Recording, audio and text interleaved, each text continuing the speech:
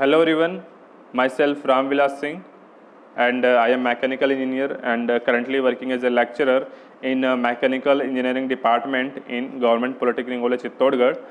Today we will study the subject ME 304 जिसका नाम है CNC एंड ऑटोमेशन और इसमें हम देखने वाले हैं रोबोटिक्स के अंदर रोबोटिक्स जो आपका यूनिट नंबर 9 है और इसमें हम देखने वाले हैं topic 9.4 that is major features of robot. Okay और इसमें हम देखेंगे यहाँ पर देखिए आपके पास जो है रोबोट है, इसमें हम देखेंगे यहाँ पर 9.4.1 जो कि है आपका मैनिपुलेटर। सो आज हम देखने वाले हैं यहाँ पर मैनिपुलेटर कि मैनिपुलेटर क्या होता है, किस प्रकार से काम करता है और इससे जुड़े हुए जो टर्म्स है वो हम यहाँ पर देखने वाले हैं यहाँ पर। Okay so let we start. So robotics, what mean by robotics, तो रोबोटिक्स क्या होता है यहाँ पर हम देख लेते हैं एक बार। सो एक्चुअली बेसिकली रोबोटिक्स जो वर्ड है आपके पास, रोबोटिक्स लिया गया है इस रोबोटा वर्ड से, रोबोटिक्स लिया गया है रोबोटा वर्ड से। रोबोटा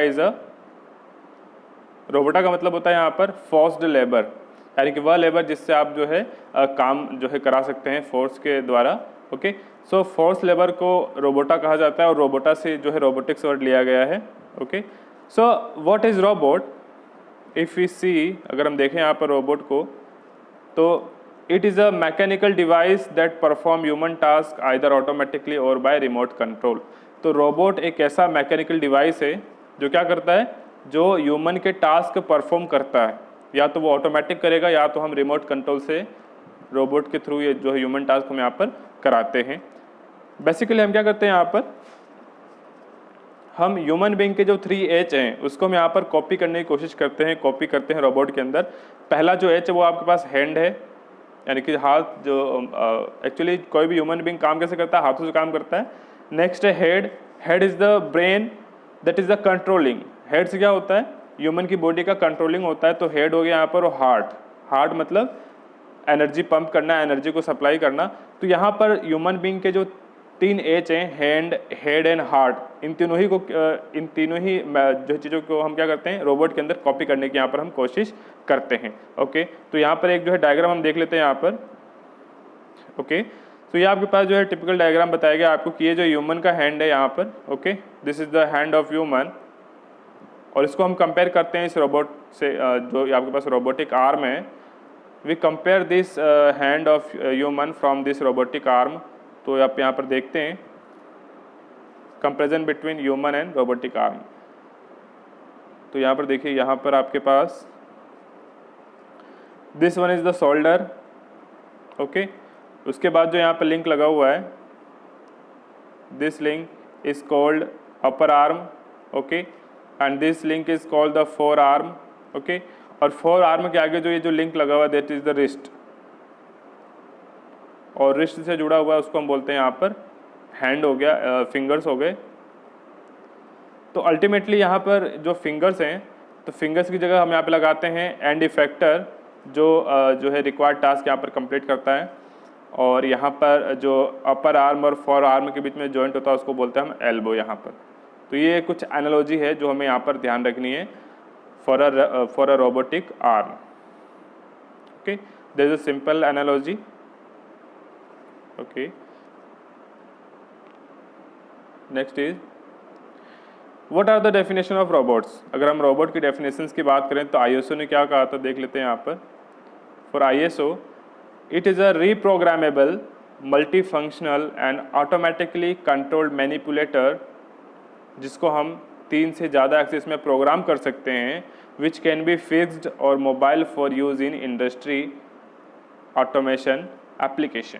इट मीन्स जो है ये रोबोट क्या है, रोबोट एक ऑटोमेटिकली कंट्रोल किए जाने वाला मैनिपुलेटर है जो मल्टी फंक्शनल होता है, एक साथ कई काम कर सकता है, और ये जो है रीप्रोग्रामेबल भी होता है। आप बार बार इसको जो है प्रोग्राम दे सकते हैं, रीप्रोग्राम भी कर सकते हैं आप। और ये जो आपके पास रोबोट है या तो वो फिक्स होगा या तो वो मूविंग होगा, मोबाइल मतलब मूविंग होगा, और इसको हम जो है कहाँ में लेते हैं, इंडस्ट्रियल ऑटोमेशन के अंदर हम इसको काम में लेते हैं। ओके तो ये डेफिनेशन दी थी ISO ने। ओके नेक्स्ट डेफिनेशन है RIA, robot institute of America. तो इसने क्या डेफिनेशन दी है हम देख लेते हैं एक बार। The definition given by RIA is it is a reprogrammable multifunction manipulator designed to move material, parts, tool or specialized devices through variable programmed motion for the performance of a variety of tasks.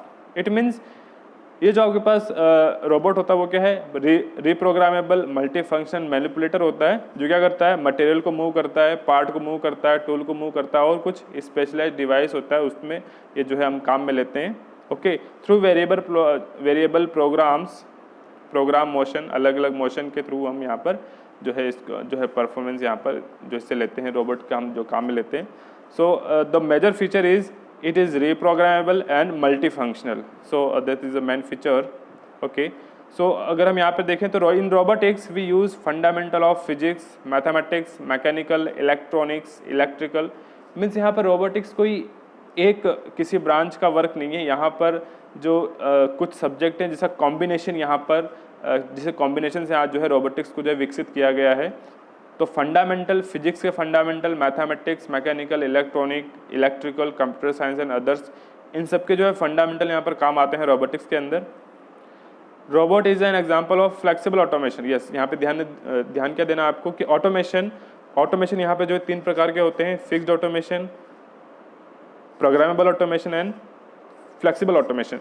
सो हमने देखा था कि NC machine is an example of programmable automation. जो NC machine थी आपके पास, जो CNC machine थी, वो किसका एग्जांपल है, जो है प्रोग्रामेबल ऑटोमेशन का एग्जांपल है। लेकिन अगर हम फ्लेक्सिबल ऑटोमेशन की बात करें तो रोबोट किसका एग्जांपल है, फ्लेक्सिबल ऑटोमेशन का एग्जांपल है। और फ्लेक्सिबल ऑटोमेशन वहाँ यूज किया जाता है जहाँ पर ज़्यादा वेराइटी भी नहीं होती और ज़्यादा हमें जो है प्रोडक्शन भी नहीं करना होता है। Okay, robot are extensively used in manufacturing unit. Robot का अधिकतर यूज जो है मैन्युफैक्चरिंग यूनिट के अंदर किया जाता है, लेकिन इसको हम अदर एप्लीकेशन भी जैसे स्पेस साइंस के अंदर, मेडिकल साइंस के अंदर, फायर फाइटिंग के अंदर और माइनिंग के अंदर भी इसका उपयोग जो है एक्सटेंसिवली हम इसको यहाँ पर करते हैं। ओके, तो अगर हम देखें यहाँ पर रोबोट को मोबिलिटी लेवल के हिसाब से, कि मोबिलिटी लेवल के हिसाब से अगर हम रोबोट को देखें तो यहाँ पर दो प्रकार से हम इसको क्लासिफाई कर पाएंगे। First one is robot with fixed base. Robot जिसका बेस जो है फिक्स होता है, जिसका बेस हम जो है मूव नहीं कर पाते हैं। ओके, इसको हम जो है मैनिपुलेटर भी कहते हैं। एक्चुअली मैनिपुलेटर क्या होता है, manipulator is the robotic arm. Robot की जो आर्म होती है जिससे वो काम करता है उसको हम मैनिपुलेटर कहते हैं, लेकिन जनरली रोबोट अगर फिक्स्ड बेस वाला है तो उसको हम मैनिपुलेटर कह देंगे। ओके, सो मैनिपुलेटर यहाँ पर होते हैं दो टाइप के, जो है 2 टाइप से आपको देखने को मिलेंगे ये जो है manipulator. First one is serial manipulator, okay, and second one is the parallel manipulator. Okay, first one is the serial, second one is the parallel manipulator. Okay, तो इसका एग्जाम्पल भी यहाँ पर लिखा हुआ है। सीरियल मैनिपुलेटर का एग्जाम्पल है पूमा और पैरेलल का एग्जाम्पल है स्टीवार्ट प्लेटफॉर्म। तो there are 2 types of manipulator. अगर रोबोट विथ फिक्स्ड बेस की बात करें, एक होता है रोबोट विथ फिक्स्ड बेस, एक होता है रोबोट विथ मूविंग बेस, यानी कि जो मूव करता है। तो यहाँ पर हम देख रहे हैं रोबोट विथ फिक्स्ड बेस की बात कर रहे हैं यहाँ पर। तो यहाँ पर 2 टाइप हो गए मैनिपुलेटर के, पहला सीरियल, दूसरा पैरेलल। अब इसमें सीरियल का मतलब क्या है, सीरियल का मतलब ये कि जितने भी लिंक है वो एक सीरीज में लगे होते हैं, इन द सीरीज। ओके, और पैरेलल का मतलब क्या है कि जितने भी लिंक है वो पैरेलल अटैच्ड होते हैं। तो आइए देखते हैं किस प्रकार से ये होता है। तो अगर हम यहाँ पर देखें सीरियल मैनिपुलेटर की बात करें तो इस प्रकार से सीरियल मैनिपुलेटर होता है। First link, there is the first link and joint here, second link and joint, third link and joint, okay, fourth link and joint. So this is the example of serial manipulator. जितने भी link है वो एक जो है series में लगे हुए हैं।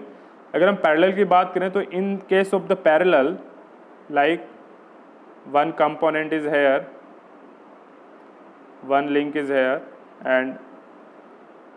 And the base is here. Okay, and यहाँ पर अगर हम इन दोनों को हमने जो है एक यहाँ पर लिंक लगाया हमने और वो है आपके parallel.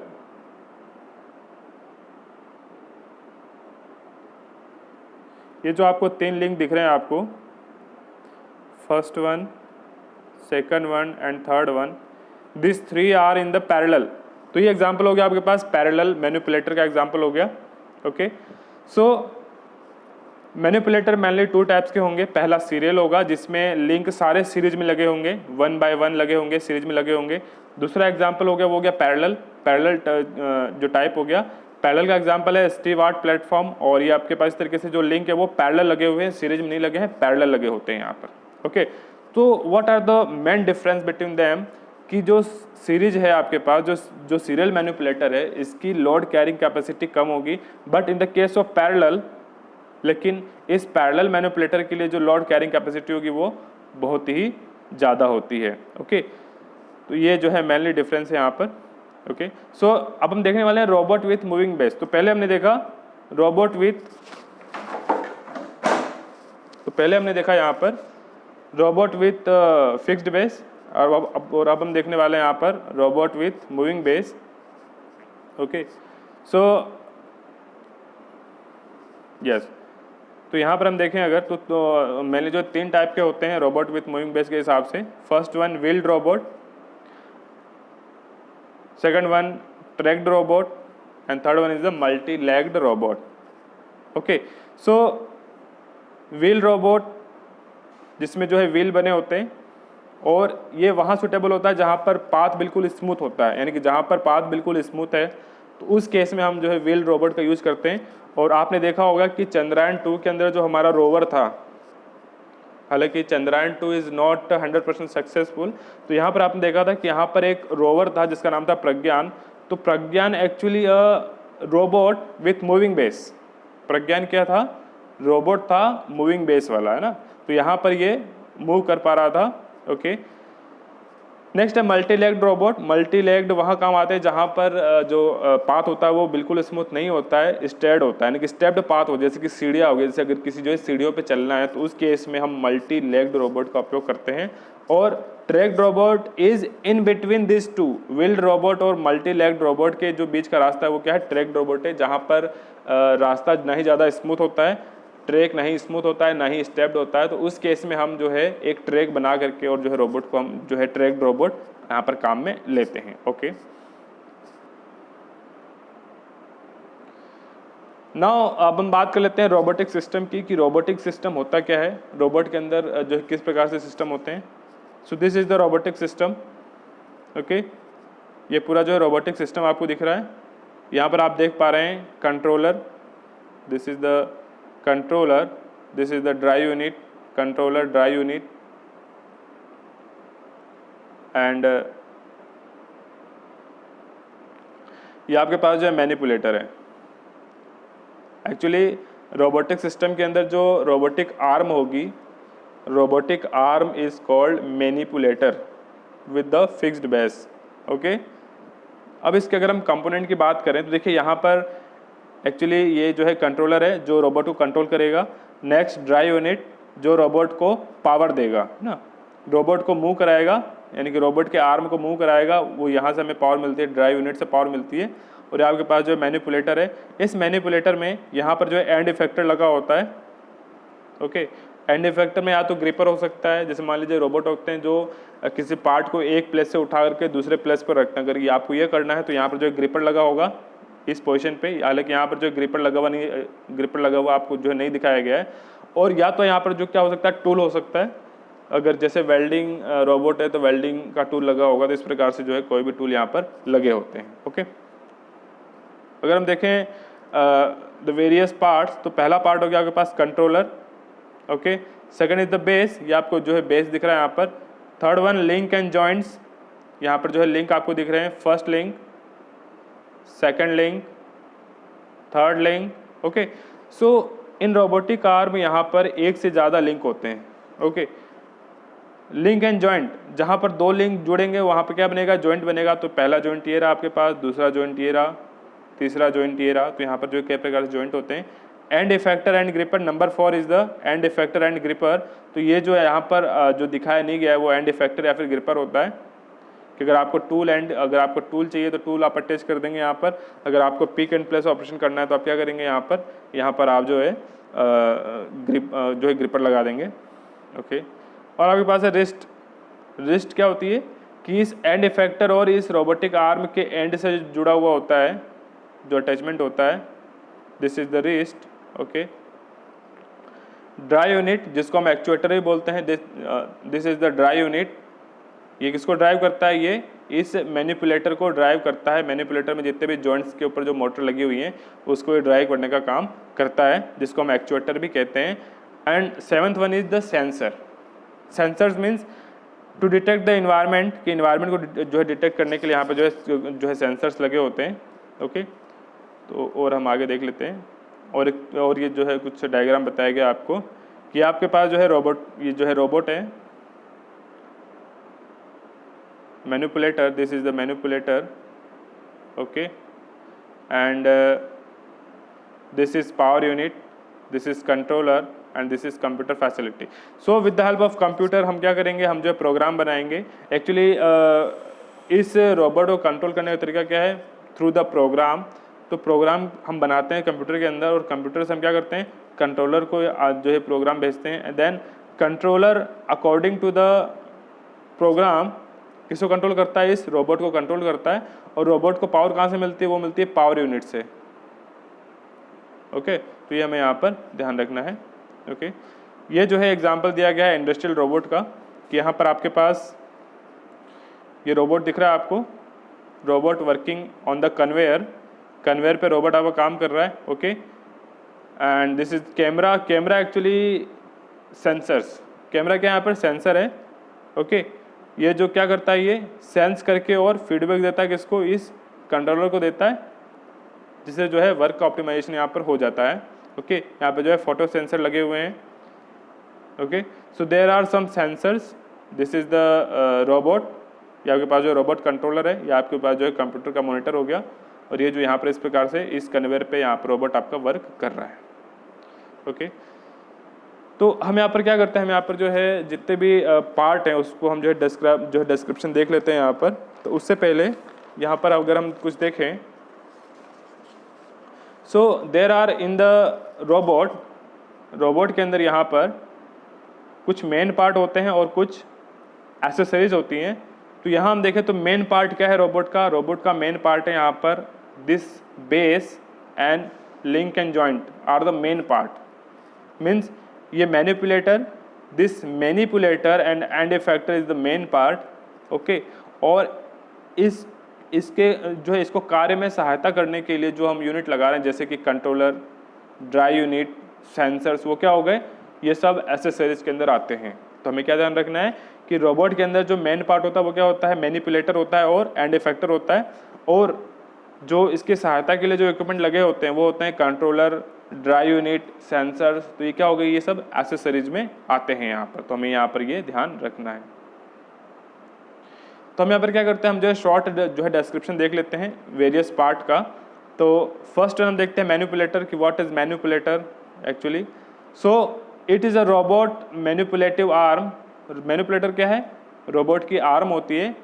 Okay, so it is a robots manipulating arm and it's base.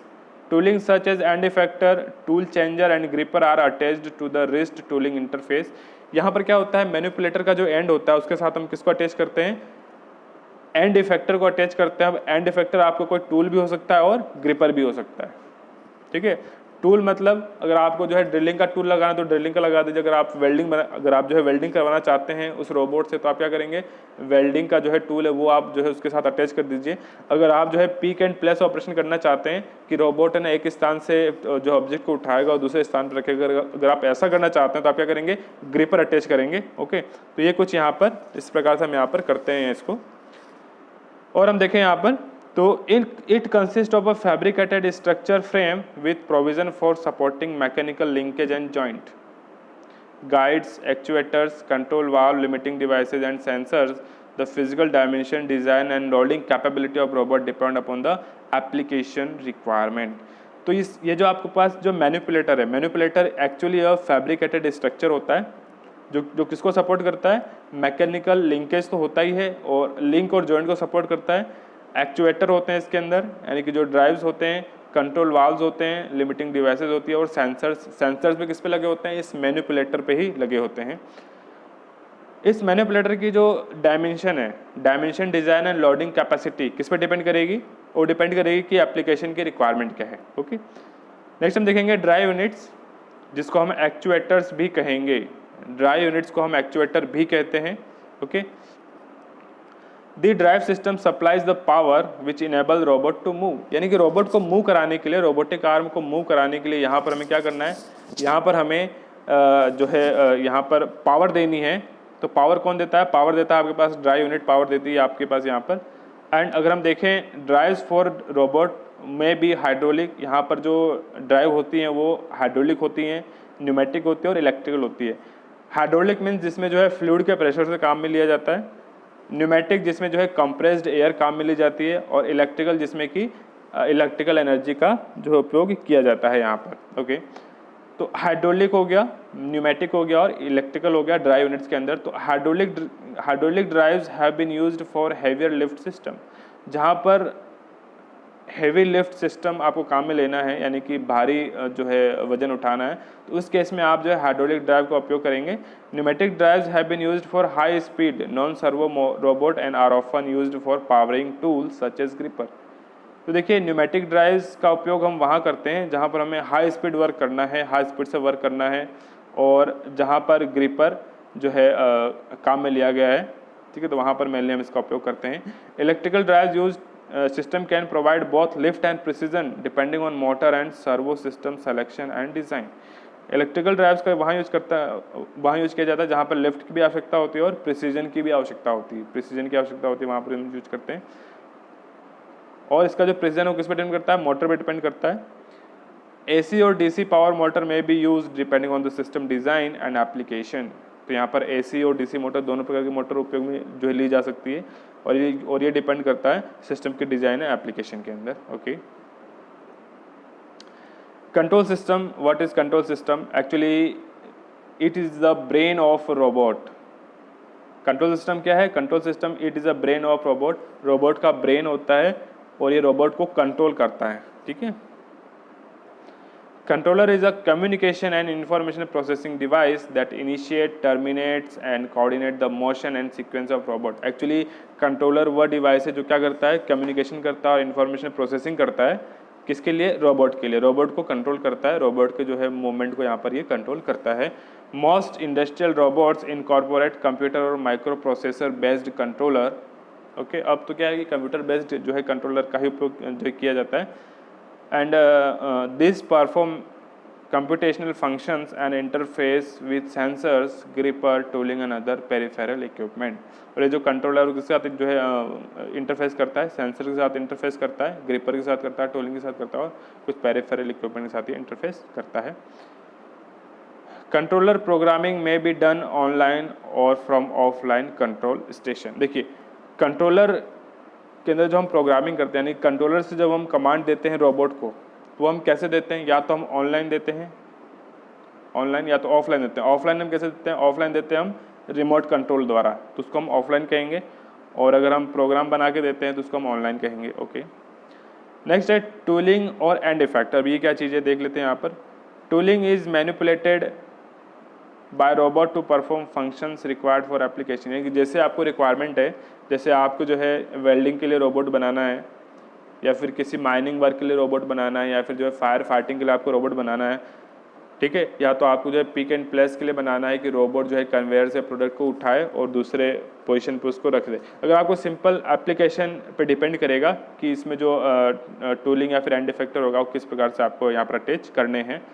So depending upon the application, robot may have one functional capability such as making a spot weld, spray painting, or have a single tool or multiple tool, or there may be a gripper for pick and place operation.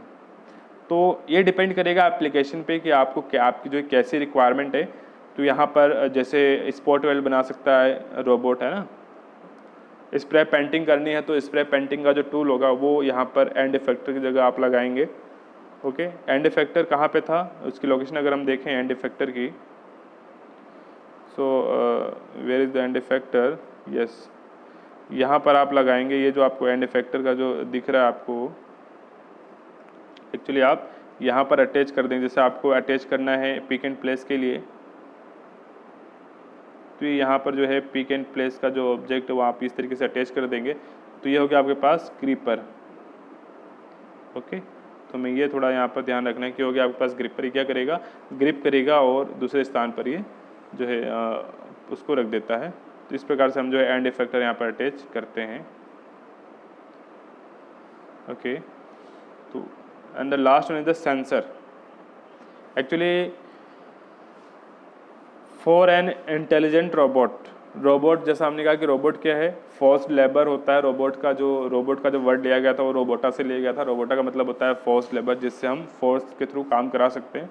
But अगर हम उसको intelligent बनाना चाहते हैं, very necessary component for intelligent robot, अगर हम robot को intelligent जो अगर हम बनाना चाहते हैं, मीन्स कि हम क्या करेंगे कि सेंसर्स लगा देंगे उसके अंदर और सारे फंक्शन को वो खुद मॉनिटर करेगा और उसके अकॉर्डिंग जो है मॉडिफाई कर लेगा अपने फंक्शंस को और ऑप्टिमम वे में इसको फंक्शन करेगा। अपने सारे देख लेते हैं।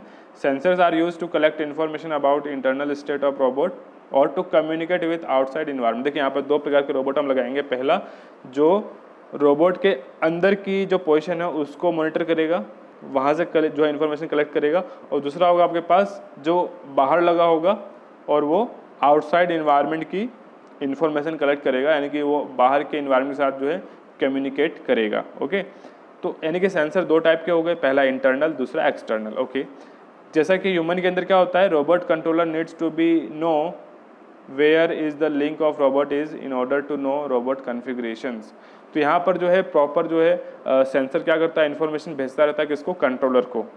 जैसे कि हमारे क्या होता है कि हम कैसे सेंस करते हैं, हमारे पास भी जो है इंद्रियां हैं जिसको हम जो है सेंसर्स बोलते हैं। जैसे कि आँख हो गया, है ना, जो स्किन हो गई, ओके, नोज़ हो गए, ईयर हो गए। तो ये क्या है, सेंसर, जिससे हम क्या करते हैं कि आउटसाइड एनवायरनमेंट से हम क्या करते हैं, कम्युनिकेट करते हैं, फील करते हैं। तो इसी प्रकार से क्या होता है, सेंसर लगे होते हैं जो बाहर के इन्वायरमेंट को या फिर अंदर की पोजीशन को वो फील करता है और उसको किसको भेजता है, वो कंट्रोलर को भेजता है। इस प्रकार से जो है कम्युनिकेशन होता है यहाँ पर।